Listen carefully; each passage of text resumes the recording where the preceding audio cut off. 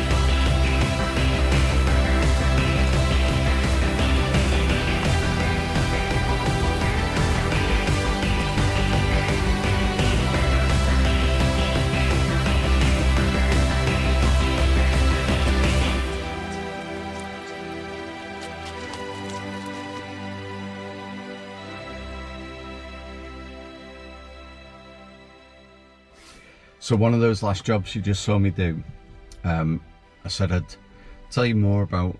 I started doing it last month for the first time, but there are a couple of issues, and one of the problems is they've got these, like, is it lead beading on the windows, and the frames, the sills themselves are stained with the rubber from the seals, which has perished.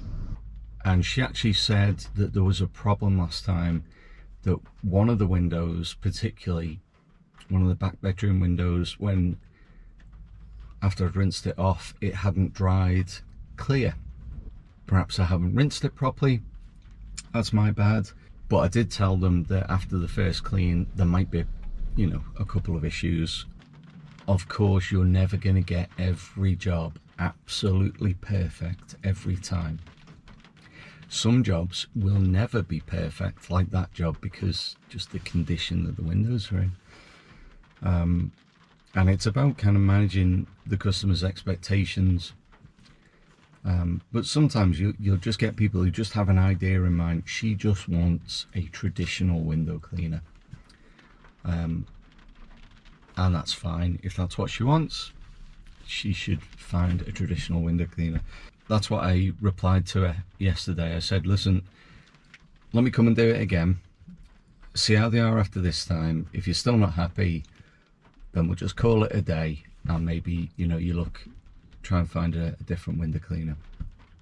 But it just made me think, you know, how do you deal with customers like that?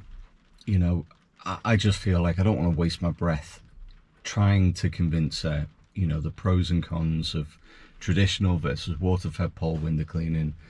When I went back this time, the windows were like, and this is a month on, they were absolutely spotless. Do you just kind of move on to the next customer and not let it phase you? Or can things like that be a bit of a sleep thief, where it's on your mind and you're thinking about it, you know, what could I do differently, what could I say, what could I do? You know, how'd you handle that? Let me know in the comments. Anyway, on to the next two jobs, so we'll crack on with that.